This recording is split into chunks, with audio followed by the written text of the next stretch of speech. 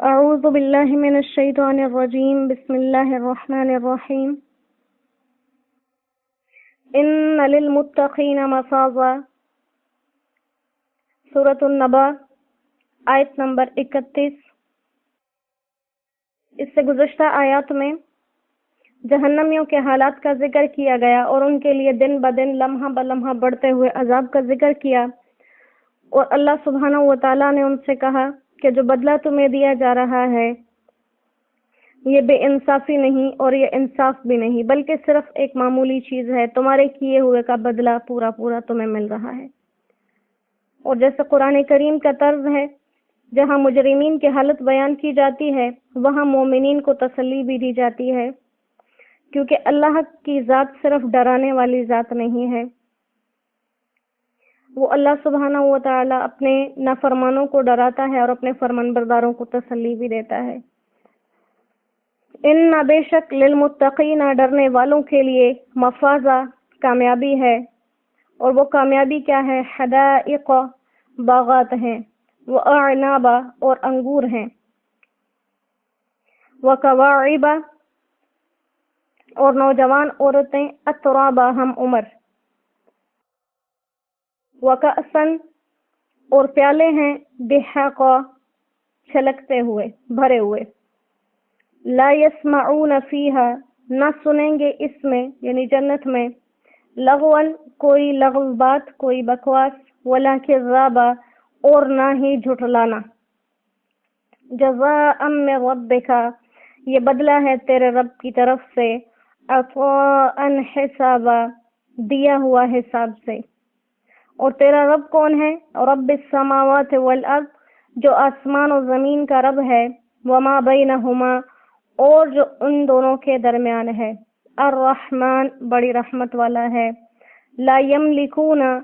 کوئی طاقت نہیں رکھتا، منہ خطابا اس سے بات کرنے کی، یوم جس دن یقوم الروح کھڑی ہوگی روح، والملائکۃ اور فرشتے، صفا قطار باندھ کر، لا یتکلمون کوئی نہیں بات کر سکتا، الا من اذن له الرحمن مگر جس کو رحمان حکم دے دے، وقال صوابا اور وہ بولے ٹھیک بات۔ صدق اللہ العظیم۔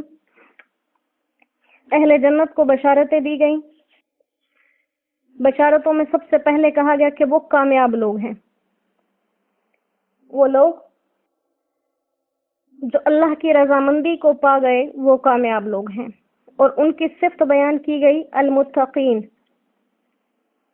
کہ جو اللہ سبحانہ و تعالیٰ کے کامیاب بندے ہیں ان کی سب سے بڑی صفت کیا ہے؟ وہ متقین ہیں۔ متقین بمعنی پرہیزگار بھی ہم کہتے ہیں، متقین بمعنی اللہ سبحانہ و تعالیٰ سے ڈرنے والے، اور دونوں کا مطلب ایک ہی بن جاتا ہے، کیونکہ پرہیز وہی کرتا ہے گناہوں سے جو اللہ سے ڈرتا ہے۔ تو کہا کہ ان لوگوں کے لیے حقیقی کامیابی ہے۔ تو کامیاب کون ہے اللہ کی نظر میں؟ وہ لوگ جو اللہ سے ڈرنے والے ہیں۔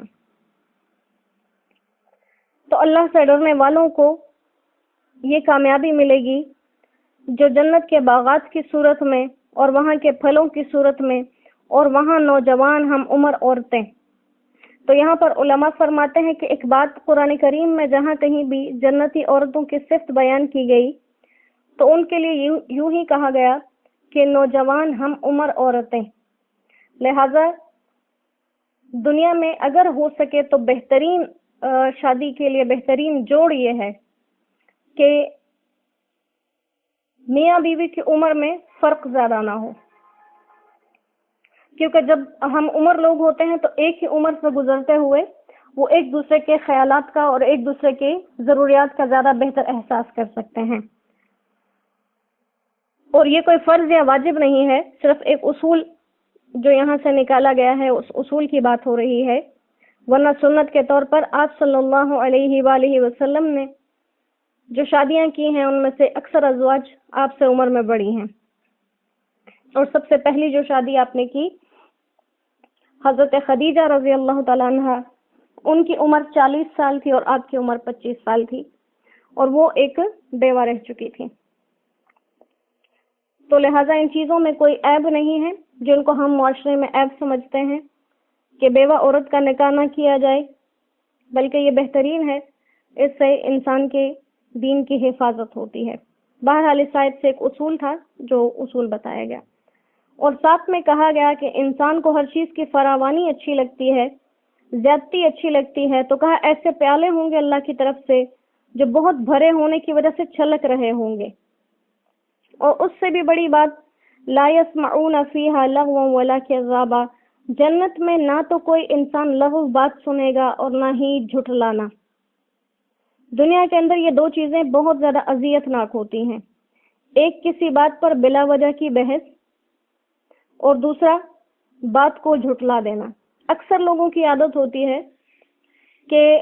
اگر کوئی سچ کہہ رہا ہے تب بھی اسے کہیں گے کہ تم جھوٹ بول رہے ہو، اور جو جھوٹ بول رہا ہو اس کو تو کہیں گے بھی۔ اور ایک یہ اصول ہوتا ہے کہ جو انسان خود جتنا زیادہ سچا ہوتا ہے اسے اگلے انسان کی ہر بات اتنی سچی لگتی ہے، اور جتنے فیصد انسان خود جھوٹ بولتا ہے اتنا فیصد اسے اگلے انسان کی باتوں میں جھوٹ نظر آتا ہے۔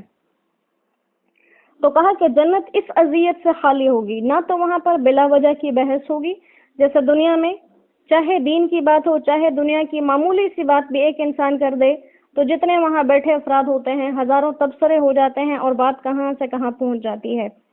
ایک تو یہ لغو ہو گیا کہ دنیا کی یہ فضول بحث نہیں ہوگی، دوسرا لغو یہ بھی ہو گیا کہ جیسے دنیا کے اندر برے عقائد کی باتیں ہیں اور غلط طریقوں کی باتیں ہیں اور غلط رواج ہیں، رسم ہیں، یہ چیزیں وہاں پر نہیں ہوں گی، یہ لغویات وہاں پر نہیں ہوں گی۔ ولا کذابا، اور نہ ہی جھٹلانا، تو جھٹلانے سے وہی عام بات بھی کہ کسی کی بات کا جھٹلانا، اور جھٹلانے سے جیسے دنیا میں لوگ آیات کو جھٹلاتے ہیں یا اللہ سبحانہ و تعالیٰ کی ذات کو جھٹلاتے ہیں یا اسلام کی کسی بھی تعلیم کو یا حکم کو جھٹلاتے ہیں، تو یہ تکلیف دہ چیز وہاں نہیں ہوگی۔ اور یہ دونوں اتنی بڑی باتیں ہیں کہ اللہ سبحانہ و تعالیٰ نے اس کو جنت کی صفات میں رکھا ہے۔ جیسے جنت کی صفات میں ہے کہ وہاں شور نہیں ہوگا، اور جنت کی صفات میں ہے کہ وہاں بلا وجہ کا بحث و مباحثہ اور جھٹلانا نہیں ہوگا۔ تو یہ چیزیں اتنی اذیت ناک ہیں کہ اگر یہ اذیت ناک نہ ہوتی تو ان کو نعمت کے طور پر جنت میں نہ رکھا جاتا۔ تو ہم میں سے اگر کسی کی اس قسم کی عادات ہیں تو ان کو ترک کیا جائے۔ اللہ سبحانہ و تعالیٰ نے قرآن کریم کے اندر جتنی چیزوں کو ذکر کیا، جیسے بہت اونچی آواز میں چیخنا چلانا اللہ کو پسند نہیں۔ اللہ نے فرمایا گدھے کی آواز سب سے بری آواز ہے، جو شخص اونچی آواز میں زیادہ تر چیخے چلائے اس کو گدھے سے تشبیہ دی گئی۔ تو یہ ہمیں آداب سکھائے جاتے ہیں، آداب معاشرت ہمارے رہن سہن کے، کہ اپنے رہن سہن میں انسان کو کیسا ہونا چاہیے۔ اور یہاں پر بھی ساتھ جیسے کافروں سے کہا گیا تھا کہ تمہیں بدلہ دیا گیا ہے پورا، تو یہاں پر مومنین کو بھی کہا گیا جزاء من ربک عطاء حسابا، کہ یہ تیرے رب کی طرف سے دیا ہوا بدلہ ہے۔ لہذا ان کو دو لفظ دیے، ایک تو عطاء کہا گیا، ایک جزا کہا گیا، کہ یہ حالانکہ یوں بھی ہو سکتا تھا جزاء من ربک، یہ تمہارے رب کی طرف جزا ہے، یا عطاء من ربک، تمہارے رب کی طرف سے عطا ہے۔ دونوں لفظوں کو لانے کا مطلب یہ ہے کہ جنت میں یہ جو داخل ہونا ہے اور یہ جس کی نعمتیں ہیں، یہ ظاہر میں تو جنت والے لوگوں کے اعمال کی جزا ہے، لیکن حقیقت میں وہ خالص اللہ کی طرف سے عطا ہے، کیونکہ انسان کے اعمال تو ان نعمتوں کا بدلہ نہیں بن سکتے جو اس کو دنیا میں دی گئی تھی۔ تو آخرت کی نعمتوں کا حصول تو صرف حق تعالیٰ کے فضل اور انعام سے ہو سکتا ہے۔ لہذا بظاہر اسی لیے تو کہا جاتا ہے کہ اعمال کرو، اعمال پر جنت نہیں ملے گی، بلکہ صورت ہماری مکمل ہوگی تو اللہ اپنی عطا سے ہمیں جنت دیں گے۔ اعمال تو ہمارے اگر تولے جائیں وہ دنیا کے ایک قطرہ پانی جو ہم استعمال کریں اس کا بھی بدلہ نہیں بن سکتا، لیکن ہماری طرف سے حساب پورا ہو، گنتی پوری ہو، جتنے اعمال ہمارے ذمے ہیں ہم ان کی گنتیوں میں پورے ہوں۔ جیسے آپ صلی اللہ علیہ وآلہ وسلم کا ارشاد کہ کوئی شخص بھی اپنے عمل سے جنت میں نہیں جا سکتا جب تک حق تعالیٰ سبحانہ کا فضل اس کے ساتھ نہ ہو۔ تو صحابہ کرام نے عرض کیا کہ یا رسول اللہ کیا آپ بھی نہیں؟ آپ نے فرمایا ہاں، میں بھی اپنے عمل سے جنت میں نہیں جا سکتا، ہاں یہ کہ اللہ مجھے اپنی رحمت سے ڈھانپ دے۔ تو یہ امت کو ایک سبق دیا، ورنہ نبی سے زیادہ افضل اعمال کس کے ہو سکتے ہیں؟ تو یہ انسان کو بتایا کہ عمل کرتے ہوئے بھروسہ عمل پر نہیں کرنا، بھروسہ اللہ کی ذات پر کرنا، اور عمل تو ہم اس لیے کر رہے ہیں کہ وہ ہمارے ذمہ فرض ہے۔ لہذا یہ کہا گیا کہ جو انسان کو اللہ سبحانہ و تعالیٰ کی طرف سے یہ نعمتیں دی گئی، یہ ایک طرح سے اس کی جزا ہے، لیکن اصل میں یہ اللہ کی طرف سے عطا ہے، اور حسابہ یہ پورا ہے، حسابہ پورا ہے، برابر ہے۔ لہذا جس انسان کے جتنے نیک اعمال ہوں گے اسی حساب سے اس کو درجے زیادہ ملیں گے۔ جیسے سب سے بلند درجے انبیاء کے، ان کے بعد حضرت صحابہ کرام کے، جیسے حدیث مبارکہ کے اندر آیا، آپ صلی اللہ علیہ وآلہ وسلم نے فرمایا کہ اگر میری باقی امت احد پہاڑ کے برابر بھی کوئی چیز خرچ کر دے تو میرے صحابہ کا خرچ کیا ہوا ایک مد جو تقریباً 1 سیر کلو سے کچھ زیادہ اس کا ہوتا ہے، تو وہ میرے صحابی کا 1 مد اس احد پہاڑ کے برابر خرچ کیے ہوئے سے بڑھ کر ہے۔ لہذا ان کا اجر ان کے حساب سے، اور ہر امتی کا اجر اس کے حساب سے ان کو دیا جائے گا۔ تو یہاں پر یہ انسان کو بتا دیا کہ جو کام تم کرتے ہو وہ بیکار نہیں جائیں گے، اور یہ بونس ہے اللہ کی طرف سے۔ اللہ ہمیں بخش ہی دے،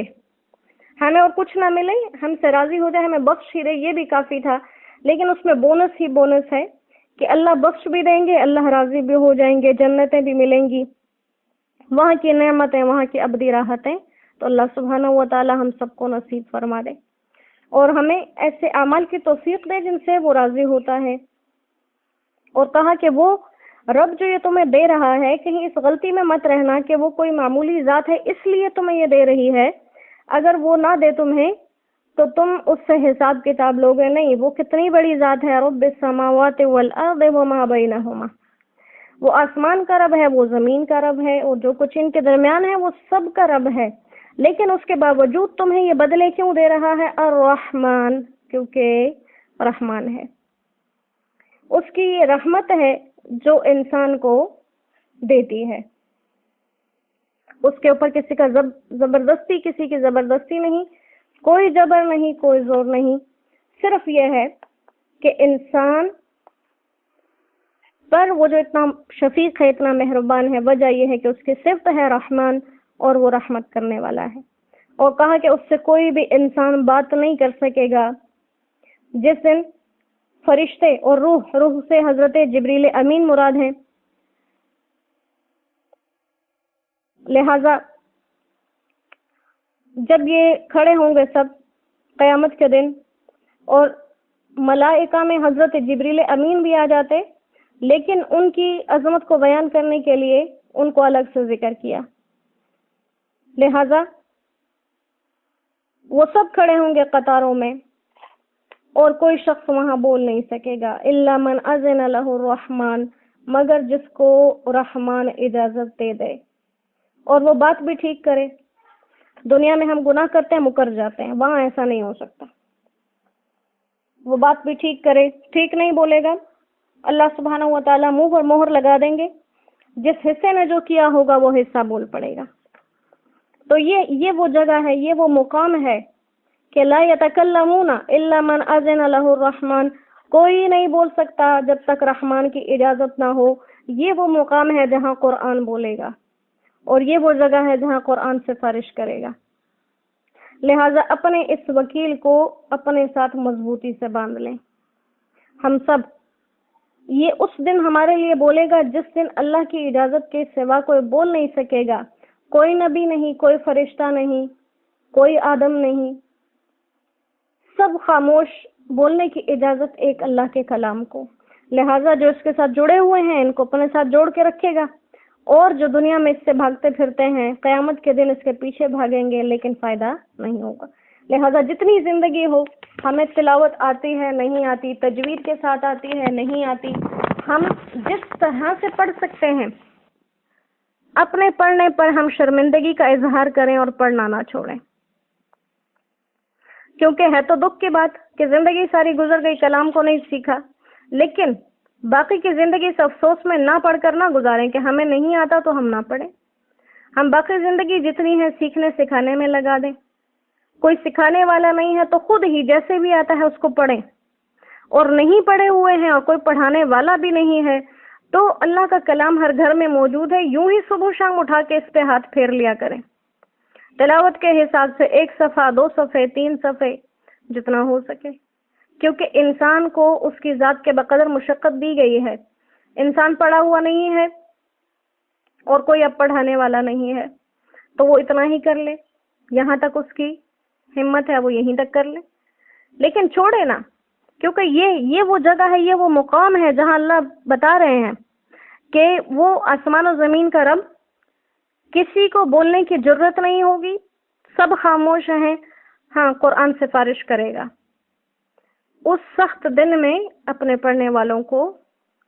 بچانے کے لیے سفارش کرے گا، اپنے سے محبت کرنے والوں کی محبت کا حق اس دن ادا کرے گا۔ تو کیا ہی شان ہے ان لوگوں کی جو دن میں 1-2 دفعہ قرآن کریم کو ختم کرتے، اور کیا ہی شان ہے ان لوگوں کی جن کی 60 70 80 90 سال کی زندگیاں صرف اس قرآن کریم کی خدمت میں گزر گئیں۔ بابرکت لوگ ہیں وہ جو قرآن کریم کی اس دن کے سفارش کے سفارشی بنیں گے۔ اللہ سبحانہ و تعالی اپنے خاص فضل و کرم سے قطرہ ہم سب گناہگاروں کو بھی اس کا عطا فرما دیں۔ وما علینا الا البلاغ وآخر دعوانا ان الحمد للہ رب العالمین۔ السلام علیکم ورحمۃ اللہ وبرکاتہ۔